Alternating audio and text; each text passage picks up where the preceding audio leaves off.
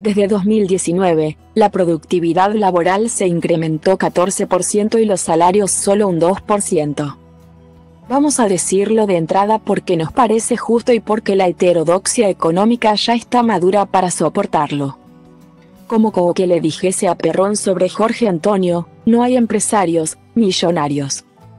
Dijo el bebé, peronistas ni antiperonistas, de izquierda o derecha, hay empresarios y nada más.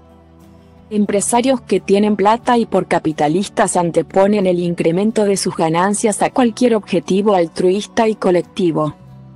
Esto nos deja en la puerta de una pregunta apasionante y clave: ¿puede haber maldad en el capitalismo y no en sus principales beneficiarios? Es decir, los dueños del capital. Otra más, ¿sería maduro o realista dejar de valorar moralmente a quienes se apropian de excedentes cada vez más importantes y reemplazar la palabra malo por eficaz a la hora de defender sus intereses corporativos? ¿Qué decir entonces de la CGT a la hora de defender los ingresos formales de los trabajadores? Antes de contestar sintéticamente esas cuestiones, vayamos a las impactantes cifras que arroja el último informe del Centro de Economía Política Argentina, CEPA, que dirige Hernán Lecher, y una de las usinas que nutre de datos a la vicepresidenta de la Nación, Cristina Kirchner. Según CEPA y basados en datos de la cuenta de generación de ingresos del INDEC, que analiza la evolución del PIB grande y en relación a los puestos de trabajo existentes. Desde el último trimestre de 2019 hasta la actualidad, la productividad laboral por puesto se incrementó en un 14%. Mientras que los ingresos reales de los asalariados solo mejoraron un 2%. Es decir, que el 83% de la mejora en la productividad laboral de estos últimos 3 años se la quedaron las empresas. Entre 2003 y 2023, el nivel de salarios alcanzó sus valores más altos durante los gobiernos de Cristina Fernández de Kirchner.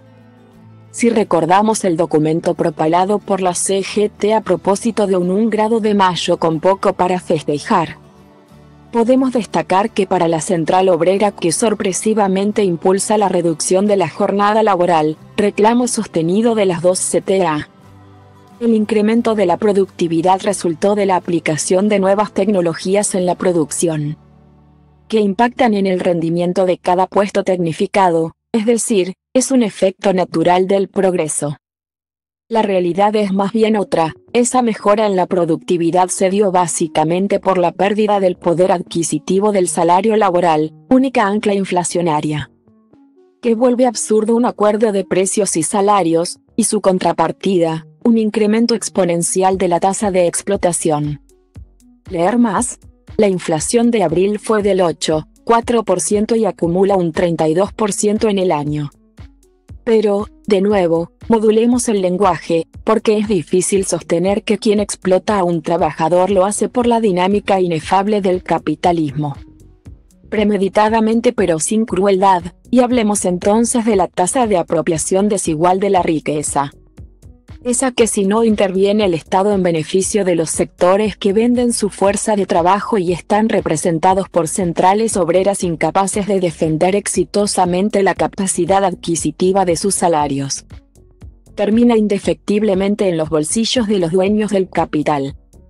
CEPA hace otros números además, que decoran el contexto en que se produce este fenómeno. Entre 2016 y 2022 el salario real privado cayó un 17%, mientras que el sector público perdió un 22%.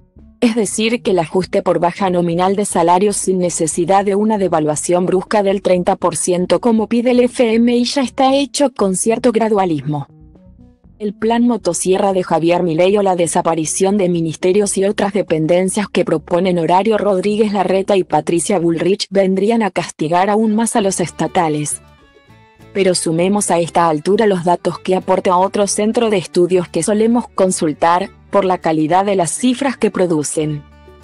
No por sesgo ideológico, los economistas del Mirador de la Actualidad del Trabajo y la Economía, MATE. En una particular línea de tiempo se puede observar el nivel salarial registrado desde que asumió Néstor Kirchner en mayo de 2003 hasta marzo de 2023. Pasando por los gobiernos de Cristina Fernández de Kirchner donde alcanza sus valores más altos.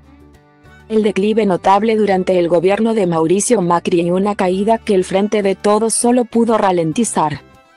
De hecho, la leve mejoría trimestral de 2023, donde los salarios efectivamente le ganaron a la inflación por un escaso 0,5%, no pudo evitar que el salario de marzo sea un 3% más bajo que el del mismo mes de 2022 y un 8% más bajo que el del último año de Macri.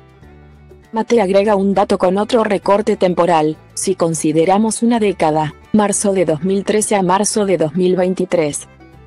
El salario perdió un 24%, que equivale a trabajar un año completo para cobrar solo 9 meses.